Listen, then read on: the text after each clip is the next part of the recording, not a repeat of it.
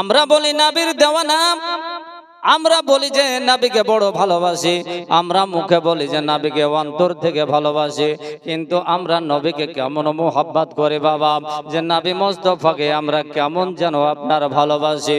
আর আমরা কেমন ভালোবাসলাম, আর একজন নবীর আশিক উনি আপনার কেমন মোহাব্বত করেন, কতটা ভালোবাসেন বাবা। যা আপনার যে ব্যক্তিটা হচ্ছে অত্যন্ত গরিব মানুষ, একজন ব্যক্তি এত গরিব মানুষ, উনি মনে বড় আশা আকাঙ্ক্ষা, কিন্তু ওনার ইচ্ছা যে আমি নবী মুস্তাফার রওজা শরীফকে তপ করব, জিয়ারত করব, আমার রাসূলুল্লাহর রওজার জালি ধরে আমি কেঁদে কেঁদে নবী মুস্তাফাকে গিয়ে বলবো, মনের ইচ্ছা কিন্তু বাবা পূর্ণ হচ্ছে না। আব্বাজি আমার সোনা মানিক, ওগো আমার বাবা, ওগো আমার মায়েরা গো, ওগো আমার মা খালা, শুনে জান আমার রাতের বেলা নবীকে বড় মোহাব্বত করে নিয়েছে। নবীকে যেন মোহাব্বত এতই করেছে বাবা, যে রাসূলুল্লাহর দরবার যাওয়ার জন্য নিজের কাছে কিন্তু পয়সা নেই, টাকা নেই, এর জন্য ওই নবী মুস্তাফার দরবার যেন যাওয়া হচ্ছে না। উনি আপনার করলেন কি বাবা গো, নিজের যেন জননী মায়ের কাছে গিয়ে বলতেছে, বলো ওগো আমার জননী মা, আমি তোমার কাছে একটা মনে বড় আশা করে এসেছি গো মা, দয়া করে মা গো তুমি জানো আমাকে অনুমতি খানা দাও। মা বলতেছেন, বলে বাবা রে তোমার মনের আশাটা কি, তোমার মনের ইচ্ছাটা কি রে বাবা, একটু দয়া করে আমাকে বলো, আমি তোমার জননী মা, আমি শুনতে চাই রে বাবা। উনি আপনার বলতেছেন, বলো গো আমার মা গো, আমার একটা জায়গা যাওয়ার যেন ইচ্ছা হয়েছে, একটা জায়গা যাওয়ার জন্য মনটা যেন আমার কেমন কেমন যেন করতেছে গো মা, যে জায়গা যাওয়ার জন্য আমি আব্দুর রহমান যেন মনে শান্তি আমি পাই না, কোনো কাজ করলে কাজে যেন আমার ইচ্ছা হয় না। মা বলছেন, বাবা কোন জায়গা যাবে? বেটা তোমার মনের ইচ্ছাটা কি বলো তো একটু বাবা। আব্দুর রহমান আল্লাহর বান্দা ও নবীর প্রেমিক বলতেছেন, বলে মা গো, ও গো আমার দরদে মা, মনের ইচ্ছা এটাই গো মা, আমার কোনো খারাপ উদ্দেশ্য নাই গো মা, আমি অন্য কোথাও যাওয়ার জন্য আমি আসি নাই মা গো, ওই আমার আকা মাওলা বিশ্ব নবী নবী মুস্তাফার দরবারে যাওয়ার জন্য আমি জানো মা তোমার কাছে অনুমতি নিতে এসেছি। জোরসে বলুন সুবহানাল্লাহ। মা বলছেন, বেটা তবে তুমি কোথায় যাইবে? বাবা তোমার মনের যে আশা, মনের আকাঙ্ক্ষা, মনের বাসনা আমি কিন্তু সব বুঝতে পারছি, কিন্তু বেটা আমার যে বয়স হয়েছে, তাই আমি তোমার দুঃখিনী মা, জননী মা, বাবা তোমাকে এই বছর আমি যাওয়ার জন্য নিষেধ করছি। আব্বাজি আমার সোনা মানিক, মাসটা ছিল আপনার হজ করার মাস, জিলহজ মাস, মায়ের কথা মতো যেন আপনার যাওয়া হলো না। আবার যেন ও নবীর আশিক, আমার নবীর দেওয়া নাম, নবীকে এতটা মোহাব্বত করে, নবীকে এতটাই ভালোবাসে রে বাবা, যে নবী মুস্তাফার আপনার দরবার যাওয়ার জন্য, নবী মুস্তাফার রওজা শরীফ যাওয়ার জন্য মনে বড় আকাঙ্ক্ষা খানা থেকে গেল, মনের আশা যেন পূর্ণ হলো না বাবা। এই আব্বাই আমার সোনা মানিকেরা গো, মনের আশা মনে থেকে গেল, তবে যেন ওই নবী মুস্তাফার রওজা শরীফ তার জিয়ারত যেন হলো না, হজ করতে আর যাওয়া হলো না। আবার যেন আস্তে আস্তে আস্তে আস্তে আবার যেন ফের যেন বছর চলতে শুরু হলো, বছর ঘুরতে লাগলো বাবা, যেতে যেতে যেতে যেতে যেতে আবার যেন আপনার জিলহজ মাস চলে আসতেছে, হাজ হতে যাওয়ার মাস চলে চলে আসছে বাবা। ও আব্দুর রহমান নবী মুস্তাফার প্রেমিক, নবীর দেওয়ানা, আবার যেন আপনার মায়ের কাছে আপনার ছুটে গেলেন। মাকে গিয়ে বলতেছেন, জননী মা গো, ওগো আমার জননী মা, আমি গত বছর যে জন্য এসেছিলাম, আমি আব্দুর রহমান আবার যেন এর জন্যই তোমার কাছে এসেছি। বলুন সুবহানাল্লাহ। ভাই বসুন, দাঁড়িয়ে থাকেন না। এমন তো অবস্থায়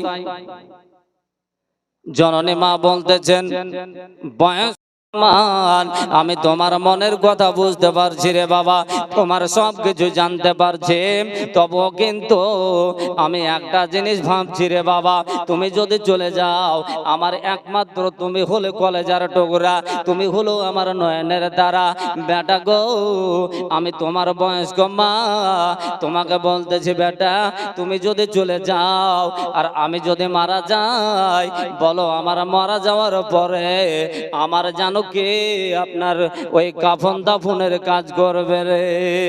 বেটা বলছেন, বলে মা গো, আমার যে ওই সোনার মদিনা যাওয়ার জন্য আমার মন আর মানে না।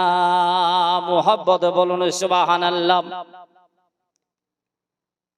এই আকাশের তারা গলে, আসমানের তারা গলে, আকাশের তারা গলে, জান্নাতের তারা গলে, ঝিলে মেলে জ্বলছে, আর ডালে ডালে সৌরভে ফুলগুলি দোলছে, রাসূল এসেছে, হাবিব এসেছে। মুহাব্বত বলুন না সুবহানাল্লাহ। আরো জোরসে সবাই মিলে বলুন সুবহানাল্লাহ। এই আকাশের তারা গলে, এই আসমানের তারা গলে, এই আকাশের তারা গলে, এই জান্নাতের তারা গলে, ঝিলে মেলে এ জ্বলছে, আর ডালে ডালে সৌরভে ফুলগুলি দোলছে, হাবিব এসেছে, নবী এসেছে, রাসূল এসেছে, আমার মায়ার নবী এসেছে। জোরসে হবে না। আরব দেশে কাবার পাশে, আরব দেশে কাবার পাশে, নবীদের নবী সেরা নবী এসেছে, হাবিব এসেছে, নবী এসেছে, আল্লাহর নবী এসেছে, আমার নবী এসেছে। চিৎকার দিয়ে বলুন সব সুবহানাল্লাহ। একসাথে সবাই মিলে বলুন সুবহানাল্লাহ। আমিনার কোলে চন্দ্র দলে, আমিনার কোলে চন্দ্র দলে, পাখিরা ডালে ডালে সুর ধরেছে, হাবিব এসেছে, নবী এসেছে, আল্লাহর নবী এসেছে, মায়ার নবী এসেছে। সুবহানাল্লাহ। নারে তাকবীর, নারে রিসালাত, নারে রিসালাত, নারে হায়দারি, নারে হায়দারি, নারে তাকবীর, মাসলাকে আলা হযরত। সুবহানাল্লাহ সুবহানাল্লাহ। দেখেন গজল শোনার পরে পাগল হয়ে গেছে বেরাদার।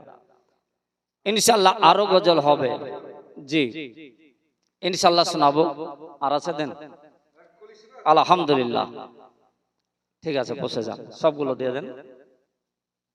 মাশাআল্লাহ আলহামদুলিল্লাহ। এ দেখেন আপনাদের মসজিদ কমিটি 10,000 টাকা নগদ দিয়েছেন।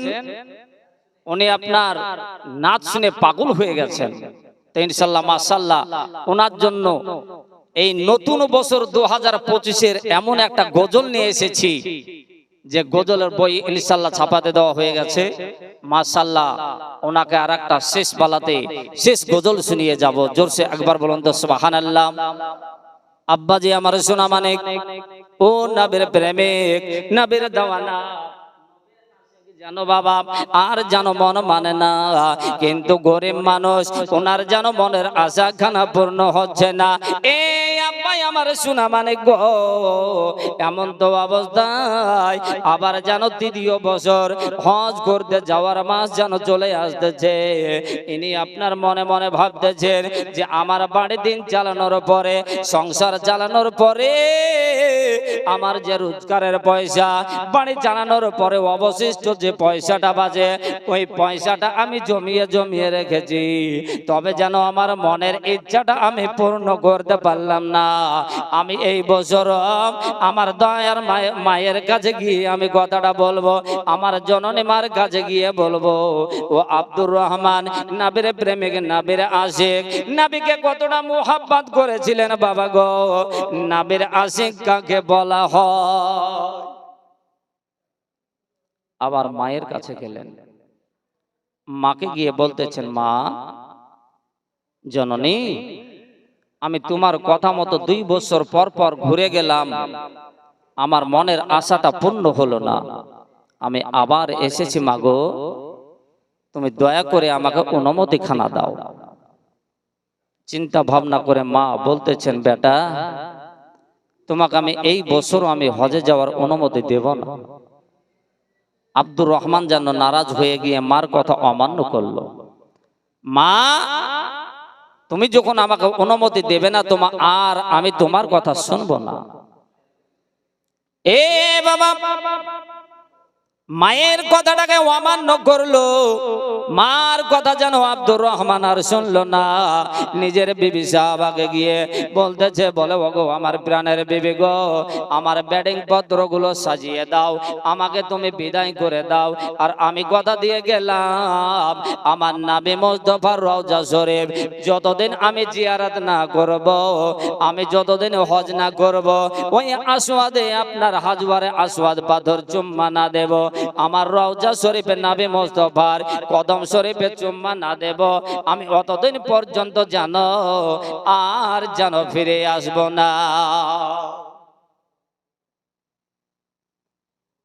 এমন তো অবস্থা বেরাদার, ওগো আমার ভাইরা দাদারাম, ওগো আমার মা খালা শুনে যান, মা রাতের বেলা এমন তো অবস্থায় জানো বিবি সাহাবা বললেন কি জানো, আপনার সুবহানাল্লাহ, বিবি সাহাবা জানো আপনার নিজের স্বামীকে ব্যাটিং পত্রখানা বানিয়ে আপনার তৈরি করে দিলেন।